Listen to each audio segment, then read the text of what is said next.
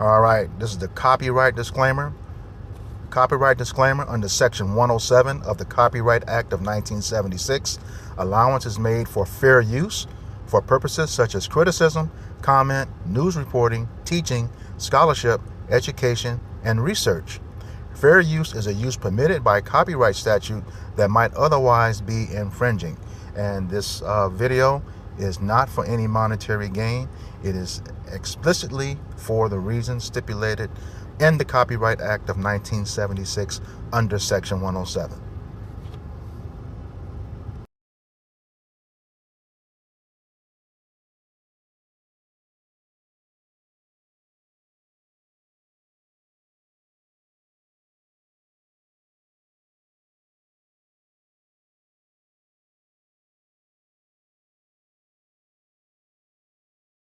You understand how dysfunctional, how disruptive the white man, nobody on this planet has been able to live in peace with this fucking motherfucker. Cause it's not in their nature. It's in their nature just to try to conquer and lie and kill. And when everything is going good, it just gotta go bad. Everybody chilling. Hey, what are you doing? It just gotta go bad. Mm-hmm. You punk motherfucker.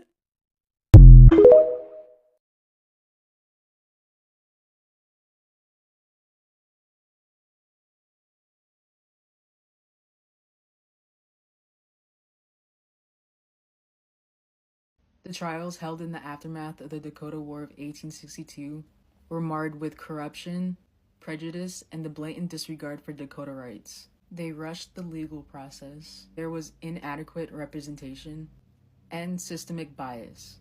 The trials were conducted under immense pressure to swiftly just punish the Dakota people. They didn't have time to prepare their defense, and they had no legal representation. This rushed process deprived the defendants of their fundamental right to a fair trial and undermined the integrity of the judicial system. The anti-Indigenous sentiment was very prevalent in this time. It obviously influenced the judges, jurors, and prosecutors, so there was already a predetermined outcome for the Dakotas. The Dakota people were not viewed as individuals deserving of due process, but as members of a perceived enemy group, to be swiftly punished for their alleged transgressions. Despite the evidence of extenuating circumstances, including the long history of broken treaties, land disposition, and the mistreatment of Dakota people, the court showed no leniency. Instead, they handed out death sentences, resulting in the largest mass execution in United States history. President Lincoln, who went to law school, signed off on the execution. It was about to be 300, but he thought that was too harsh. So he signed off on only the grapes, but that was only 2, and there needed to be more of a message. So he signed off on 39, but one was saved before the execution. This is the book of Obadiah, chapter 1, verse 10, and it reads, For thy violence against thy brother Jacob, shame shall cover thee, and thou shalt be cut off forever. Giving all praises, glory, and honor to Yahweh, Bahashem, Yahweh Shai, Bahashem, Rahak HaKwadash. Double honors to the apostles and elders of Great Millstone who rule well in teaching us this 100% truth. Salutations to them and my fellow Akim who labor in this truth week in and week out on our highways and byways. Also, salutations to the hopeful elect of the scattered 12 tribes of Israel, scattered to the four corners of the earth, that be like unto the speckled bird, also known as your Israelite foreigners, and your so called Negroes, Latinos, and Native Americans. To you, I say Shalom. This is your brother Ayashar Barzal from the Indianapolis branch of the Great Millstone, coming back at you with another lesson that is edifying to the elect body of the nation of Israel. All right, this is another installment of our camp series called For Thy Violence Against Thy Brother Jacob, where we go into history, both past and present, with respect to this devil Esau Edom, who is the so-called white man, according to Malachi 1 and 4. Okay, he is the red man that's spoken of in Genesis 25 and 25. He is not white. White, when you go into the etymology of that words, it means without moral impurity. And we know that that's a damn lie when it comes to their character and who they are as a people. Their history is reflecting that uh, um, daily, all right? That they are not the peaceful people who they fool the world to thinking that they would be. All right. So yeah, like the scripture said, for thy violence against thy brother Jacob, shame shall cover thee. All right. So yeah, going through the history, showing all of your violence against the Israelites, who are your so-called Negroes, Latinos, and Native Americans, okay, primarily, and then those who are scattered abroad, all over to the four corners of the earth. It says that shame is going to cover you, and that's what you don't like. That's why you're censoring things, taking down brothers' pages, you know, going through history, removing, all of the terrible stuff that you've done, and continue to do. Just wipe it out, try to sweep it under the rug. It's not going to work anymore. All right. It says because of that shame, you're going to be cut off forever. So the time is coming. They said every empire roughly has a lifespan of 250 years.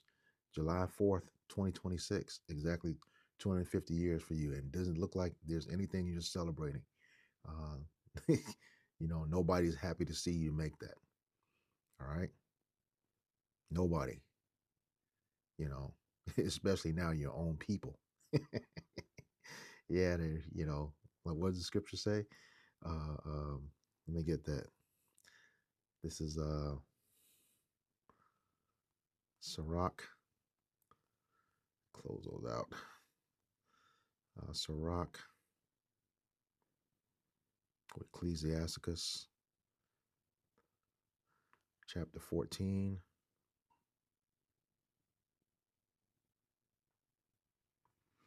And verse 5. It says, he that is evil to himself, to whom will he be good? He shall not take pleasure in his goods. So you are insatiable, you know, nothing is ever enough for you. The story of the great gatherers and Obadiah, and I believe it's Jeremiah as well too. You can have everything and you're still not happy. Look at you now. You got the office of POTUS, and the Senate and a House. You're still not happy. You know, what are you so angry about? All the power's in your hand. You're still not happy. All right, that's because that you know that this rulership is almost over. Deep down in the spirit, the elites know it's coming to an end. That's why they're making preparations, going to those bunkers and those space stations. Don't worry about it.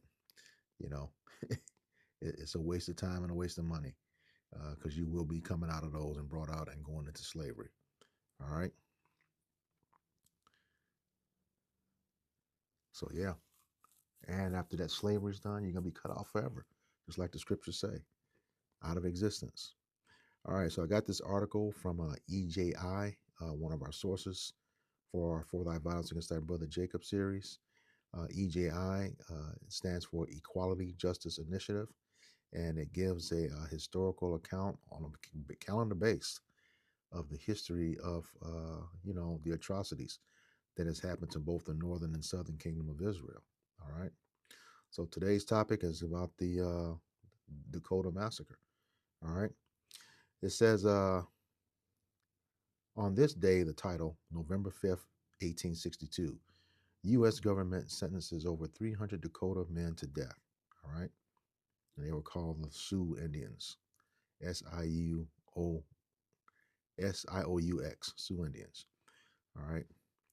It says on November 5th, 1862, the U.S. government sentenced 303 Dakota men to death for their participation in the U.S. Dakota War of 1862. It says in the early 1800s, white settlers increasingly encroached upon the land of the Dakota people in Minnesota. Okay, these are the Dakota people. All right. I read somewhere else about the Sioux as well. To maintain peace, the Dakota agreed to a series of treaties, the first of which was signed in 1805, exchanging their land for the promise of financial payments and goods. Yeah, right. You know the scripture that comes to mind real quick. This is the book of Psalms 55.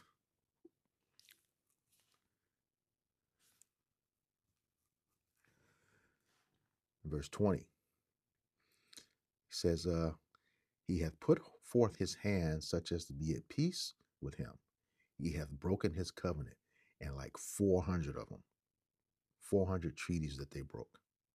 Okay? It says, the words of his mouth were smoother than butter, but war was in his heart. His words were softer than oil, yet were they drawn swords. And that's the way this devil is. You know, he tells you that on the back of the dollar bill. Look at it. You know his symbol is the eagle. Look at that eagle going on the back of the dollar bill. And one talon, he has an olive branch, which means peace. And the other talon, he has a bunch of arrows, which means war. All right. Can't trust this devil under no circumstances at all. You know. Yeah. Talked all that smooth stuff, and then it did what? You reneged on it. All right. Get another precept. This is Sirach, also Ecclesiasticus, one we always bring out, chapter 12, verse 10. It says, never trust thine enemy, for like as iron rusteth, so is his wickedness. All right. So as iron is guaranteed to rust, this devil, red devil, is guaranteed to be wicked. All right. It says, though he humble himself and go crouching, yet take good heed and beware of him, and thou shalt be unto him as if thou hast wiped a looking glass, and thou shalt know that his rust hath not been altogether wiped away. All right. Yeah. Like you wipe a looking glass, you know, like you got fog on your glass, you know, you wipe it, you still there. That's like his wickedness. It's never going to leave. All right. And what causes iron to rust? You know, the oxidation, you know, oxygen. So as long as this son of a bitch is breathing, you know, he's going to be wicked, period. That's why he has to go, according to the scriptures. All right. It says, set him not by thee, lest when he have overthrown thee, he stand up in thy place. Neither let him sit at thy right hand, lest he seek to take thy seat. And thou at the last remember my words and be pricked therewith. Yeah, you were warned not to trust him. You did anyway, you know, and it went bad. As we're going to see. All right. Back to the article. It says, after the American Civil War began in 1861, the U.S. government failed to pay the money promised to the Dakota. Yep. Always lying. Always lying. That's Psalms 58 and 3. Let me grab that. Deceitful. Book of Psalms 58, verse 3. It says, the wicked are estranged from the womb. They go astray as soon as they be born, speaking lies. Always. All right. Always. Lying. Never tell the truth about anything. All right. It says, back at the top, after the American Civil War began in 1861, the U.S. government failed to pay the money promised to the Dakota. This monetary deficit, coupled with further settlement encroachment onto Dakota hunting and farming lands, pushed the Dakota to the brink of starvation, prompting Dakota men to begin making incursions into white settlements for food in the summer of 1862. And rightfully so. You know, you lie, you're going to take their stuff, they coming to get it back. All right. Goes on, it says, in response, the U.S. organized a military force composed of federal troops and local militia, and the conflict escalated. Outnumbered, the Dakota forces surrendered in September of 1862. Over 2,000 Dakota were taken into custody. All right, you didn't took their land, promised them stuff, failed to give it back. You know, when they make an effort to, you know, recoup what you took away, now they're the villain. That's typical Esau Edom. All right, in their military. The same thing they're doing today. He says, on November 5th, 1862, a territorial commission composed of 5 military officers sentenced the captured Dakota men accused of participating in the war. Of nearly 500 Dakota tried, 303 were sentenced to be executed. These men had no access to lawyers, and some of the trials lasted fewer than 5 minutes. After ordering the review of the trial records, President Abraham Lincoln commuted all but 39 death sentences. The execution of the condemned Dakota men on December 26, 1862, remains the largest single mass execution in American history. And you notice when they did it, you know, enjoyed their pagan holiday, Christmas, and then, uh, uh, executed all those men. All right. They executed all of those Israelites, You didn't took their land, promised them things, reneged on it, and now they're the guilty ones. I swear, man, y'all got a lot to pay for, a whole lot to pay for. All right, and it's gonna happen too. All right, it's gonna happen. All right, this is the book of Joel,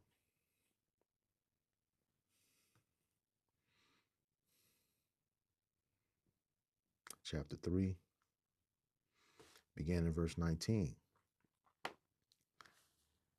and it reads, Salakia, Egypt shall be a desolation. And Egypt, means house of bondage. That's where the northern and southern kingdom are right now in America. Jeremiah 15:33, Judah and Israel were oppressed together. In Babylon, they refused to let us go. All right. Just like ancient Pharaoh didn't want to let the Israelites go. But it's going to happen. All right. The Lord is about to get us up out of here real quick, but you're going to pay for this shit first. All right. Or after, we come into that spiritual power. All right.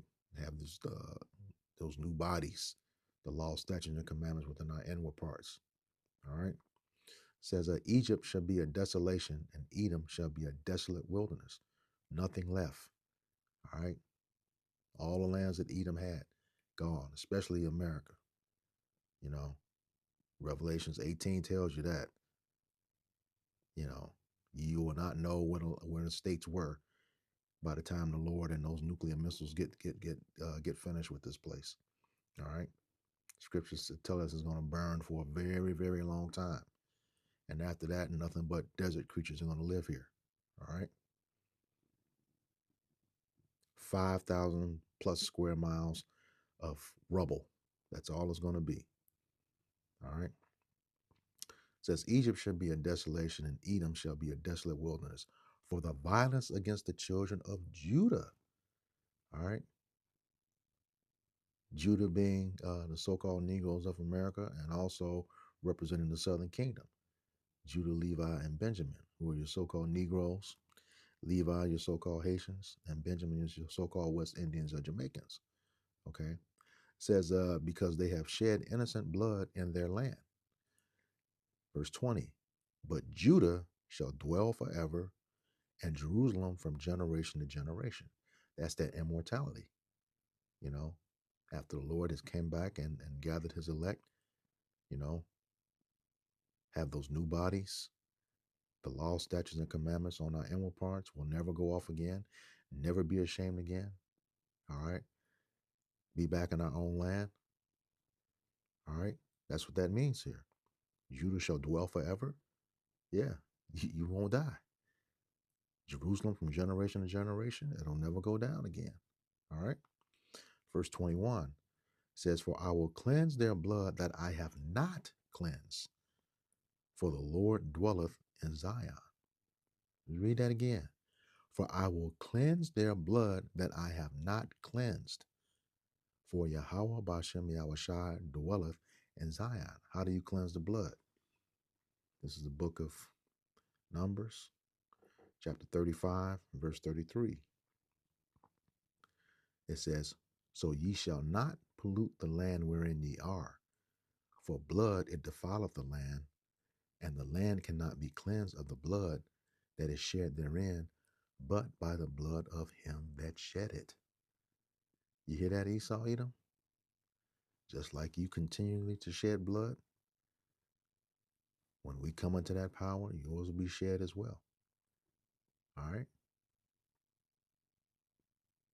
Yours will be shed as well for what you've done to us in this land.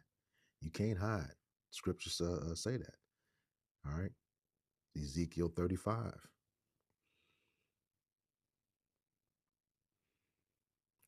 Verses 5 and 6. All right? Let's start at the top so you can have context, verses 1 and 2. The Lord is talking to Mount Seir, okay? Seir was the original home of Esau, Edom.